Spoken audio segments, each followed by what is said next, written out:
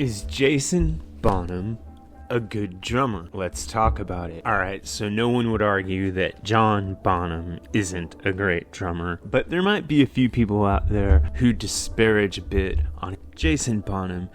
He was so good from such an early age that he even fooled Jimmy Page. Let's hear Jimmy Page tell a little story about that. We're doing a sound check and doing Trampled Underfoot, and we're playing along, concentrating on the guitar, and I looked round and Jason was on the drums. You're kidding?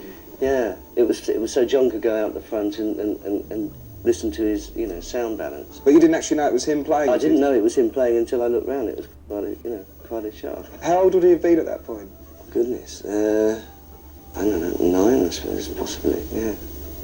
9, 10. So from the age of 9 years old, Jason Bonham was an accomplished enough drummer to fool Jimmy Page in playing Trampled Underfoot during a sound check. But does this mean that he went on to become a good drummer? And does it mean that he went on to perhaps even surpass his great father as a drummer? Well, I'm going to give you a couple of ideas that I have about this, but first I'd like to remind you to like and subscribe to the channel. I update new content basically every day, and we have a lot of really interesting polls and discussions going on in the community section of the channel. For example, right now we have polls going on: who is the greatest frontman, what is the greatest debut album, topics such as this, and you can vote and have discussions with other classic rock fans. Alright, now back to the topic of Jason Bonham as a drummer.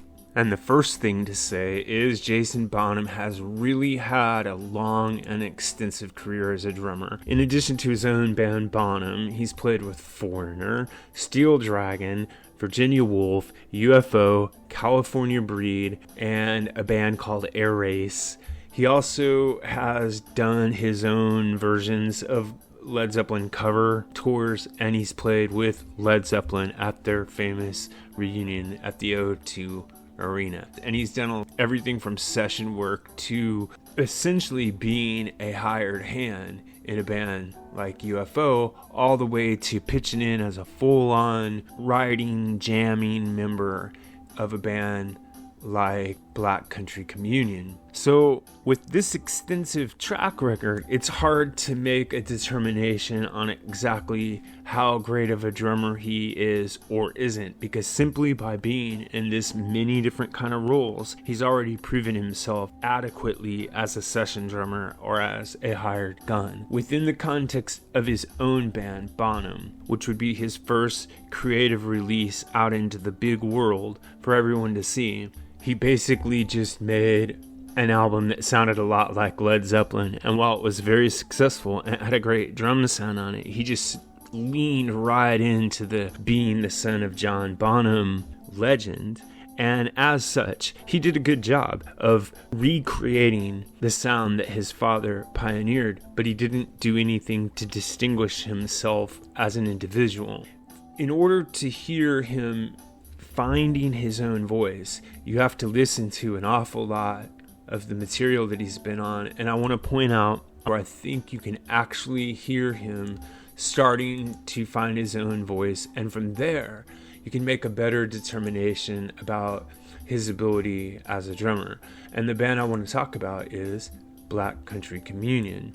Specifically, I want to talk about their first album that came out in 2010, and if you go back and listen to it track by track, the first thing that you'll notice is the material is kind of derivative. In other words, Glenn Hughes wrote almost all of the music with Joe Bonamassa, and they stuck pretty close to familiar type of riffs. And both Black Country Communion 1 and Black Country Communion 2 were recorded extremely quickly. And the producer on these albums, Kevin Shirley, had a very minimalistic approach. It was a very jam-oriented project. And if you go back and listen, you'll hear Jason Bonham really finding his voice. And while he still sounds like his father to a great extent, he's much more of a progressive type rock drummer in shades of Neil Peart in terms of creating phrases that